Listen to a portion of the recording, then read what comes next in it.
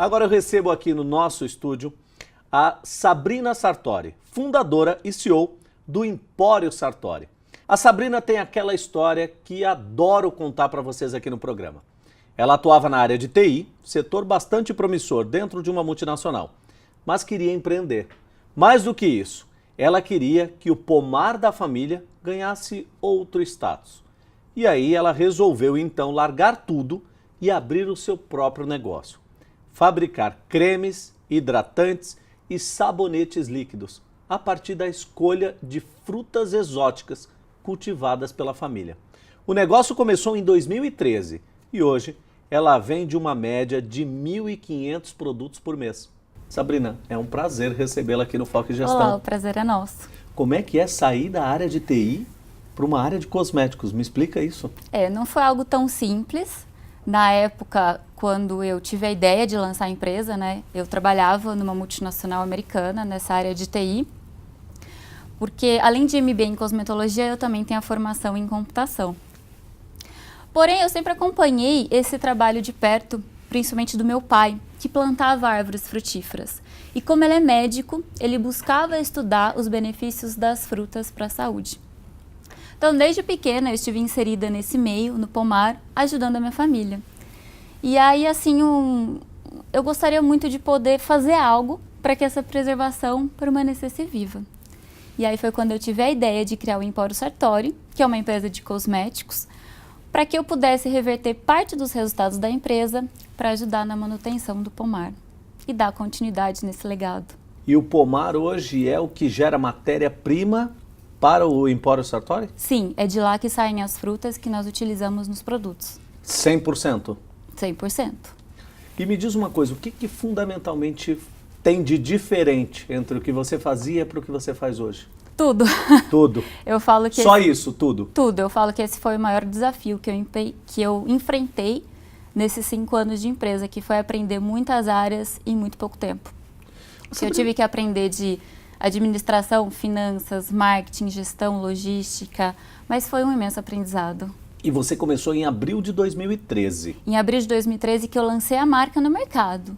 Mas a abertura de CNPJ e toda essa parte burocrática já foi lá em 2010. Ah, você tinha começado antes? Já dei início antes. Tá. E como é que foi passar por essa crise? Porque os últimos 4 anos não foram fáceis para nenhum negócio. Como é que foi isso para você? Não foi fácil, né? Eu sempre costumo dizer que nós nascemos na crise, crescemos na crise e a nossa empresa desconhece outro cenário. Não é fácil, mas veja, não tem um momento certo para empreender. Porque se não for a crise, ia ser outra situação que ia estar atrapalhando. E também, se tudo tivesse muito bom, também pode ser um problema. Talvez você teria ficado na área de TI, Não, né? eu teria talvez mais concorrências, né? Outras pessoas iam querer abrir empresa de cosméticos assim como eu. Você está no mercado que no Brasil é um mercado extremamente concorrido. Quais são os teus principais diferenciais hoje perante outras marcas de cosméticos no mercado brasileiro? Bom, o nosso diferencial é atuar nesse nicho, né, de frutas raras, onde além do uso dessas frutas, nós temos esse acesso irrestrito ao pomar e nós levamos isso para o nosso produto, onde todas as frutas elas são plantadas e colhidas no nosso pomar. É uma colheita manual, não tem uso de agrotóxico, é uma polinização natural e os nossos produtos eles têm no verso a safra. Então, toda essa cadeia verde de produção, isso faz a gente colocar um valor muito agregado no nosso produto e acabar tendo um diferencial no mercado. Quando você fala frutas exóticas, explica isso para o nosso telespectador. Quais são as frutas mais exóticas que vocês acabam produzindo cosméticos com elas? Olha, frutas exóticas se refere a frutas que vêm de fora do nosso país, né? E frutas brasileiras, as que são nativas aqui. Então, quando a gente fala frutas raras, a gente está abrangendo tanto as brasileiras quanto as exóticas, tá? E das brasileiras e das exóticas tem as que são raras e as que são comuns. E o que você tem de frutas que são raras que geram cosméticos? Nós iniciamos com a produção de cosméticos com pitaia, que é uma fruta exótica, né, do México, de fora. Com o sapoti, que é uma fruta das Antilhas, que são aquelas ilhas paradisíacas da América Central, e com a uvaia, que é uma fruta brasileira da Mata Atlântica, mas muito pouco explorada. E estamos aí em processo de trazer novas frutas raras para o nosso portfólio. Eu imagino que com o clima que nós temos no Brasil, tem algumas frutas que você tem um desafio desde o início da produção também. Varia muito do clima, o jeito de plantar, tudo isso conta muito. Mas a gente estuda bastante sobre essa área de fruticultura, então a gente acabou conseguindo ter um pomar bastante diversificado. Nós temos 2.500 frutas ainda para lançar o produto. Tem mais 2.500 frutas? São 2.500 espécies no nosso pomar. Sinceramente, eu vou compartilhar com o telespectador. Não imaginava nem que existiam 2.500 frutas. É o que a maioria fala. Nós estamos em busca de entrar para o livro dos recordes como a maior preservação frutífera do mundo. Me diz uma coisa, a tua produção de frutas fica onde? Fica em São Paulo? É no interior do estado de São Paulo, em Rio Claro. E você chegou a crescer o pomar depois que você abriu o Empório Sartori ou continua do mesmo tamanho que era? Como é que está isso? Não, ele cresce gradativo, né? Porque a gente sempre acaba conhecendo uma fruta nova, tem intercâmbio com outros colecionadores. Esse ano está completando 10 anos que nós fundamos a Associação Brasileira de Frutas Raras. Então isso nos permitiu uma ampla rede de contatos entre acadêmicos, professores, fruticultores. Então a gente sempre acaba descobrindo uma fruta nova e ampliando o nosso pomar. Ele já era grande, né, antes da criação da empresa. Foi inclusive o objetivo da empresa para manter todo esse pomar vivo. Sabrina, me diz, 2.500 frutas. Quantos produtos hoje você tem em linha no Empório Sartori? Atualmente são 12 produtos, Tá. entre linha corporal e banho. Então a gente primeiro trouxe essa linha banho, essa linha corporal, para o cliente conhecer a nossa marca e aí passar a usar um produto com propriedades da fruta mais a fundo. Sabrina, quais são os teus principais canais de venda hoje do teu produto? Hoje nós vendemos através da loja virtual, que ela entrega em todos os estados do Brasil. E também estamos em lojas físicas, porém multimarcas, como por exemplo, o nosso forte é São Paulo, mas Paraná, Minas Gerais, Rio de Janeiro e alguns outros demais estados. Eu fico imaginando o seguinte, o teu produto sendo vendido em uma loja física, você deve contar naturalmente com aquele vendedor ou atendente ali que acaba explicando o benefício do produto. Agora, quando esse produto é vendido via internet, se tratando de uma fruta exótica, de alguns benefícios específicos que o teu produto acaba agregando para o consumidor, como é que você faz para gerar esse conhecimento para o teu consumidor? Tem uma estratégia específica? Tem uma forma de comunicação? Como é que é isso hoje? São através das mídias sociais. Através delas nós mostramos para o nosso cliente o nosso pomar, a nossa preservação, essa diversidade das frutas, o carinho que nós temos com a natureza, né, esse respeito que temos com as frutas. Também mostramos a árvore que nos fornece as frutas que são utilizadas nos cosméticos, mostramos a colheita da safra. Então, essa cadeia de produção, ela é mostrada na mídia social. Tem todo um processo de educação para que o teu consumidor entenda os benefícios e de onde vieram todos esses benefícios. Para que o cliente possa conhecer o valor agregado do nosso produto. Sabrina, segura um pouquinho que a gente vai voltar já, que eu quero entender um pouco mais sobre essas 2.500 frutas. Tudo bem. E você, não saia daí. A gente volta em 2 minutos.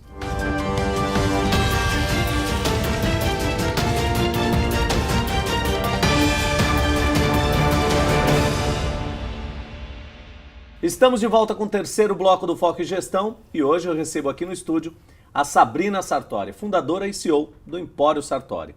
Para você que está chegando agora e perdeu uma parte interessante da entrevista, nós já falamos sobre como a Sabrina largou a área de TI em uma multinacional e empreendeu na área de cosméticos, a partir de um pomar da família, que tem 2.500 frutas. É isso mesmo, você não ouviu errado.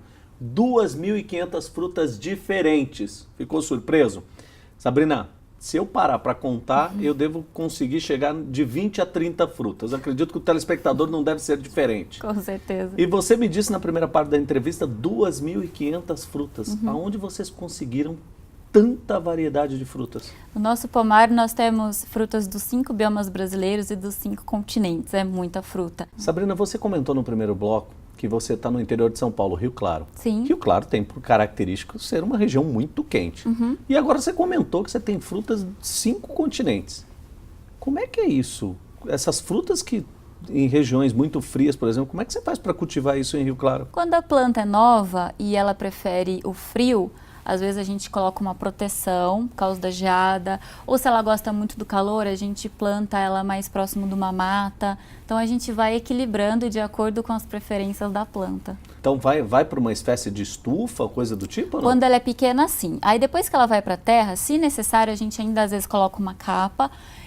Mas depois de um tempo a planta ela já vai crescendo, vai se fortificando e aí já não é mais necessário uns cuidados tão próximos. Então a planta ela se adapta também ao clima? Algumas ou nem todas? A sua maioria sim. Agora realmente tem umas que o clima de Rio Claro é bem difícil. E aí não tem como mesmo. Qual é o maior desafio? O clima, praga, o que você mais tem na região como maior desafio no cultivo? Olha, eu acho que seria o clima, mas não é um desafio tão grande. Afinal, a gente tem 2.500 espécies de frutas, né? Então posso dizer que a maioria se adaptou muito bem. É uma região muito propícia ali do nosso pomar. Hoje vocês pensam em expandir lojas físicas ou a internet? Sim, o objetivo do Empório Sartori a médio prazo é abrir loja própria, né? Também temos intenção de fazer um laboratório dentro do pomar para estudar a fundo essas frutas e aí sim aumentar as lojas e talvez o processo de franquia também. Hoje vocês possuem uma presença na web, né, com o e-commerce de vocês. Isso. E a distribuição para alguns lojistas, é isso? Exato. Desses 12 produtos, qual é o teu produto que é o carro-chefe? É o hidratante de pitaia. Hidratante de pitaia. Compartilha com o nosso telespectador quais são os principais benefícios de um hidratante de pitaia. A pitaia é uma fruta muito rica em vitamina A, né, além do licopeno e antocianina. Eles são poderosos antioxidantes. Mas além disso, a pitaia é uma fruta que chama muita atenção pela beleza, é uma fruta de sabor muito delicado. Eu acho que tudo isso contribui para chamar muita atenção para o produto. Você entende hoje que o teu público ele é mais feminino ou masculino? Ele é mais feminino. Mas de uns anos para cá a gente pode acompanhar que os homens passaram a usar bastante cosmético também. Eu acho que isso está mudando. Quando a gente fala da expansão do negócio, você tem isso muito claro que vai partir para a loja física em algum momento e tal. Agora, quando a gente fala de expandir o pomar, você pensa expandir ainda mais que 2.500 frutas e se sim, para quantas? Com certeza, no mínimo a gente quer chegar a 3.000. 3.000 frutas. 3.000 Então tem espaço para mais umas 500 Ah, aí. tem, bastante. Para conseguir. Sabrina, quais são os grandes desafios em empreender num país como o Brasil, principalmente com essa cadeia de produção de ponta a ponta? Empreender não é fácil em lugar nenhum, né? Mas eu diria que um grande desafio aqui no nosso país é você conseguir uma linha de crédito. É muito difícil pegar um financiamento, porque a nossa taxa de juros é muito alta. Isso acaba tornando o nosso dinheiro muito caro. E isso dificulta muitas vezes o empreendedor, aquele que está começando, e principalmente você que tem essa cadeia de produção longa, né? É extenso. Você tem um fluxo de caixa aí para fazer Sim. esse negócio, essa roda girar. E essa dificuldade de pegar uma linha de crédito é bem desafiadora. E no tempo, nesses últimos 4 anos aí de crise, isso se intensificou. Ficou cada vez mais... O crédito ficou restrito, né? Sim. E isso deve ter gerado algum desafio aí para vocês. E aí vai do empreendedor ser determinado, né, e saber empreender em qualquer situação. Se realmente é o seu sonho, com certeza você vai atrás. Você comentou no primeiro bloco que da área de TI, para empreender no teu negócio, muita coisa mudou. Mas o que você conseguiu trazer para o teu negócio da tua experiência de TI multinacional? Bom, eu posso dizer que eu já vim disciplinada do mercado de trabalho, porque eu trabalhei com grandes infraestruturas de diferentes áreas, né, várias empresas bem renomadas. E lá eu aprendi muita coisa, né, um plano de negócios, uma análise de risco, orçamentos, metas, prazos. Então eu já vim com essa bagagem, eu até posso dizer que é o legado que eu trouxe para o Empório Sartori. É isso. E uma dica para o empreendedor, vá conhecer o mercado de trabalho, pegue essa experiência para você trazer para o seu negócio, porque quando a gente está lá fora é que a gente vê que até as empresas grandes têm dificuldades, sofrem riscos. Quem dirá para o seu negócio? Se você não tiver essa experiência, você vai ficar desesperado. Então você tem que entender que às vezes as coisas funcionam assim, nem tudo que você acha que é certo é e vice-versa.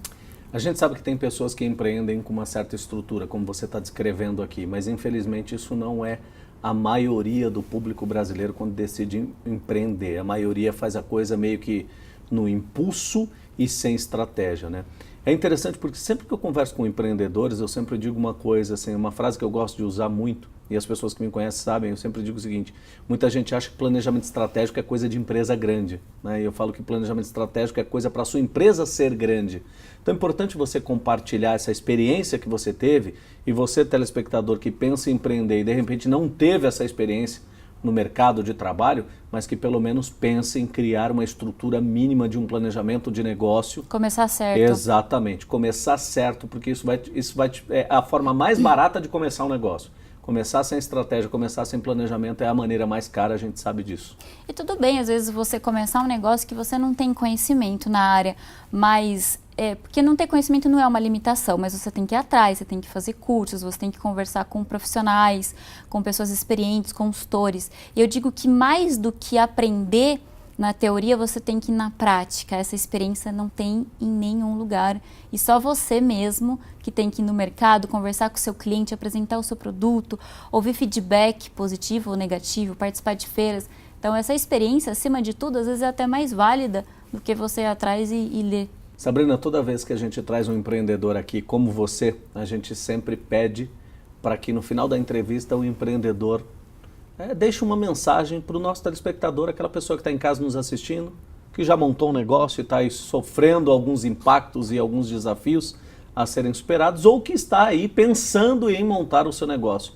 Que mensagem você deixaria para o empreendedor ou empreendedora que está nos assistindo? Coloque alma no seu produto. O seu produto ele tem que significar o que você é. Porque, por exemplo, no momento de crise, se você não colocar alma no seu produto, você não vai conseguir vender. Ou se ele não tiver alma e você pensar em desistir, você fecha a empresa. E as pessoas podem te copiar, elas até podem ter o que você tem, mas ninguém pode ser o que você é e o que você fez no seu produto. Então essa alma seria o mesmo que colocar a sua identidade, é o seu toque, é a sua cara no negócio, é isso? Exato. Afinal, o nosso produto, o Empório Sartori, não é somente mais um na gôndola. Ele representa toda essa preservação frutífera, todo esse carinho que a gente tem pela natureza e todo o legado que a gente quer deixar para as pessoas. Tem alguns porquês por trás de tudo isso. Com certeza. É isso? Tem um valor agregado muito alto. Sabrina, muito obrigado em participar do Foco de Gestão. Foi um prazer ter você aqui. Eu que agradeço. Prazer.